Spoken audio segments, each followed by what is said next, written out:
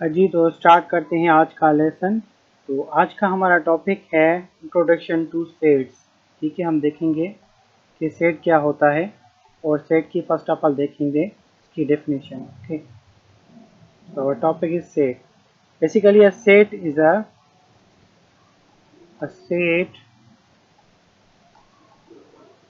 a collection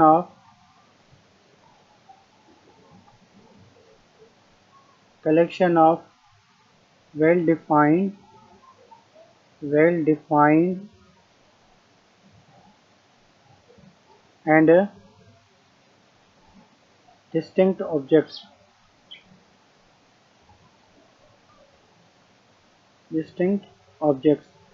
set जो है वो कलेक्शन होती है well defined and distinct objects की। ठीक है, अब इसमें कुछ टर्म्स आते हैं जो हमें बहुत अच्छी तरह समझने हैं, उसके बजाय सेट की डेफिनेशन हम प्रॉपर्ली नहीं समझ सकते। Number one word is collection and number second word is well defined. Okay, and number third word is distinct objects. ठीक है, वन बाय वन हम इस पे डिस्कस करेंगे। ठीक है, फर्स्ट ऑफ ऑल जो कंफ्यूजन अक्सर बच्चों को होती है वो कलेक्शन को नहीं समझ पाते। ठीक है, देखिए मैथमेटिक्स में कलेक्शन किन किन चीज़ों को कहते हैं, तो उनमें से सबसे पहली चीज़ आती है कलेक्शन में जब हमारे पास कुछ भी ना हो। ठीक है, when we have nothing we also call it collection. ठीक है, फॉर एग्जांपल अगर मैं आपको कहूँ कि आप अपनी क्लास में जाएं और बच्चों से फॉर एग्जांपल किसी पार्टी के लिए कलेक्शन करें, तो आप गए लेकिन किसी बच्चे ने आपको कुछ भी नहीं दिया, तो आप कहेंगे कि मेरे पास कुछ भी कलेक्शन न हुई। तो मैथमेटिक्स में कहेंगे नहीं, आपके पास कलेक्शन हुई लेकिन उस कलेक्शन में कोई भी यानी एलिमेंट नहीं है, यानी उसमें कुछ भी नहीं है। ठीक है, तो एक चीज मैं आपको यहाँ बता दूं कि सेट को यूजुअली हम कैपिटल ABC से शो करते हैं। फॉर एग्जांपल मेरे पास सेट ए है और सेट ए को मैं कैपिटल ए से शो कर रहा हूँ, उसके बाद मैं इक्वल टू साइन लगाता हूँ। इक्वल टू साइन लगाने के बाद इसको ऐसे ब्रैकेट में शो करते हैं। ठीक है, ये जो ब्रैकेट है इस इस ब्रैकेट को कर्ली ब्रैकेट भी कहते हैं। ठीक है, कर्ली ब्रैकेट भी कहते हैं और इसको एक और भी नाम देते हैं, इसको मिडिल ब्रैकेट भी कहते हैं। ठीक है, इसका और भी नाम इसको मिडिल ब्रैकेट भी कहते हैं। Right, so these are two names of this bracket. Right, अच्छा इसके अलावा भी होती हैं हमारे पास, ये जो ब्रैकेट होती है इसको स्क्वायर ब्रैकेट भी कहते हैं। ठीक है, उसके अलावा ये जो आपके पास ब्रैकेट होती है, नो आई एम सॉरी, बहरहाल इनको छोड़ दें, फिलहाल हमारा ये टॉपिक है तो फिलहाल इस पे रहते हैं। वेल तो उसको कर्ली और मिडिल ब्रैकेट कहते हैं। अच्छा, उसके अलावा जो चीज़ मैं आपको बताने जा रहा था कलेक्शन के बारे में, तो कलेक्शन में सबसे पहले आपके पास कुछ भी ना हो तो वो भी क्या कहलाती है, वो भी कलेक्शन कहलाती है। मैं एक और सेट बना रहा हूँ जिसको मैं बी नाम दे रहा हूँ। ठीक है, इस कलेक्शन जब मैंने कलेक्शन की तो मेरे पास कुछ भी ना आया सिवाय एक नंबर के। फॉर एग्जांपल मैं क्लास में गया, मैंने बच्चों को कहा कि मुझे कुछ पार्टी के लिए पैसे दें, तो एक बच्चे ने मुझे ₹A दिए, यानी ₹20 30, यानी कुछ ना कुछ दिया, ₹A दिए।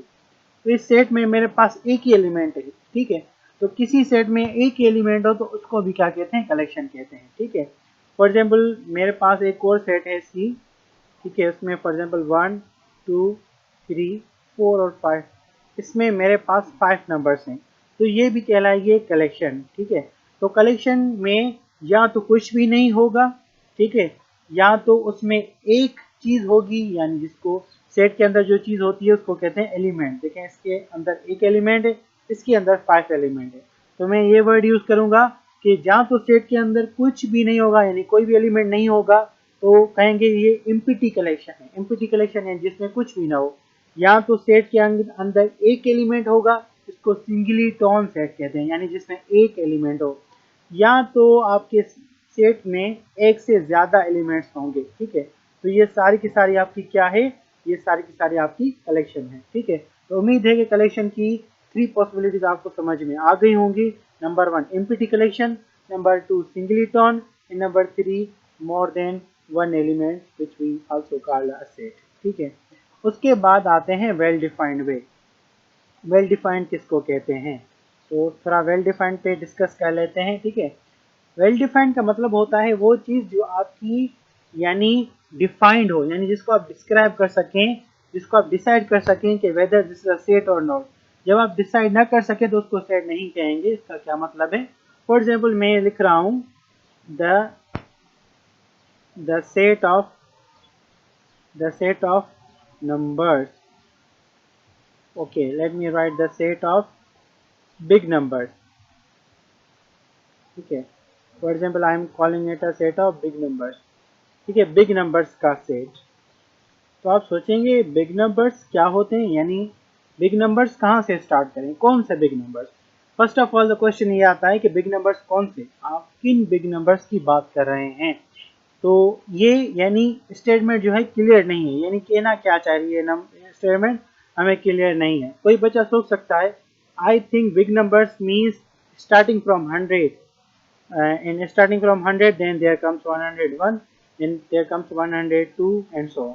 लेकिन मैं पूछूंगा क्या जो बिग नंबर्स हैं वो 100 से स्टार्ट होते हैं? दूसरा बच्चेगा कहेगा कि नहीं, मेरी नज़र में बिग नंबर्स तो 1000 से स्टार्ट होगी, ठीक है।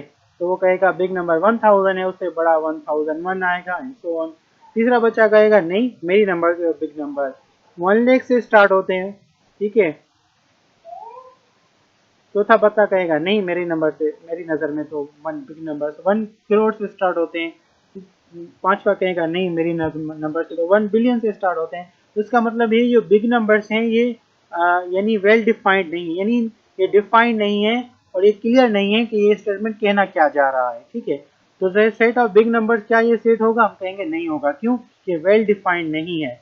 वेल डिफाइंड का मतलब ये कहना क्या चाह रहा है स्टेटमेंट जो है उसमें हम डिसाइड नहीं कर पा रहे कि स्टेटमेंट जो है वो क्लियरली क्या कह रही है, तो इसलिए कहेंगे ये वेल डिफाइंड नहीं है, ठीक है।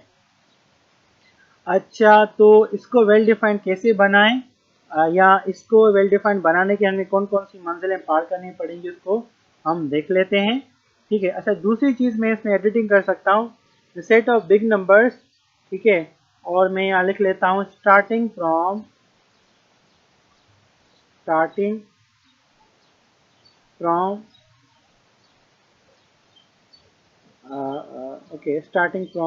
For example 100, set of big numbers जो 100 से स्टार्ट हो रहे हैं। लेकिन क्या ये सेट होगा? तो जवाब है ये भी सेट नहीं होगा। क्यों नहीं होगा? क्योंकि ये बिग नंबर्स तो बता रहा है, लेकिन कौन से नंबर, जो नंबर हम लें ये क्या वो सेट ऑफ रियल नंबर से बिलोंग करें, या सेट ऑफ नेचुरल नंबर से बिलोंग करें, सेट ऑफ इंटीजर से बिलोंग करें, किन से बिलोंग करें।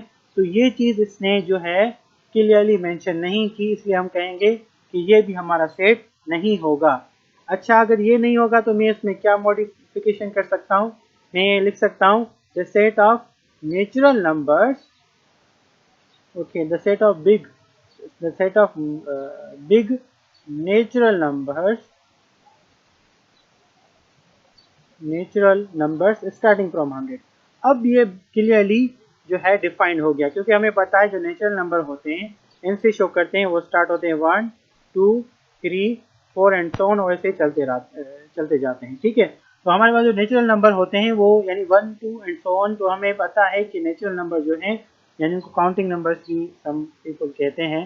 तो ये जो है 1 से स्टार्ट होते हैं, उसे चलते जाते हैं। तो ये जो है अगर हमने नेचुरल नंबर वर्ड लगा दिया, अब ये क्या हो गए, अब ये डिफाइंड हो गए। तो ये हमारा जो सेट बनेगा, जिसको फॉर एग्जांपल मैं नाम इसको नाम में डी नाम दे देता हूँ, ठीक है। तो ये हमारा वेल डिफाइंड होगा। तो स्टार्टिंग फ्रॉम अगर मैं 100 लिखूंगा, उसके बाद क्या आएगा 101 आएगा और 102 आएगा एंड सो ऑन, ठीक है। तो ये मेरा क्या होगा, ये मेरा हो गया वेल डिफाइंड, ठीक है। अभी जो लास्ट चीज़ रहती है वो है डिस्टिंक्ट ऑब्जेक्ट्स। देखें मैंने ये सेट लिखा है, तो डिस्टिंक्ट का मतलब है सारे के सारे डिफरेंट होने चाहिए। देखिए यहाँ सारे डिफरेंट है लेकिन 5 रिपीट हो रहा है, तो अगर ये कोई भी नंबर रिपीट होगा तो वो सेट नहीं होगा, ठीक है। ये एक ही नंबर रिपीट हो रहा है तो इसको काट दें, फिर ये सेट हो जाएगा, अदरवाइज नहीं होगा। क्या आप कहेंगे ये सेट है कि नहीं? कुछ लोग कहते हैं ये सेट नहीं है, लेकिन ये सेट है। क्यों है? क्योंकि ये सारे के सारे इसमें जो बटरफ्लाई हैं ये डिफरेंट हैं। एक ही बटरफ्लाई हमने बार बार नहीं लिखी, लेकिन ये डिफरेंट बटरफ्लाई हैं। तो एक ही कॉन्ग्रेंट यानी एक जैसे डिफरेंट ऑब्जेक्ट्स हो सकते हैं, लेकिन सारे के सारे डिफरेंट होने चाहिए, ठीक है। तो डिस्टिंक्ट ऑब्जेक्ट का मतलब डिफरेंट होने चाहिए, एक ही नंबर सेम ही एक ही एलिमेंट 2 टाइम रिपीट ना हो।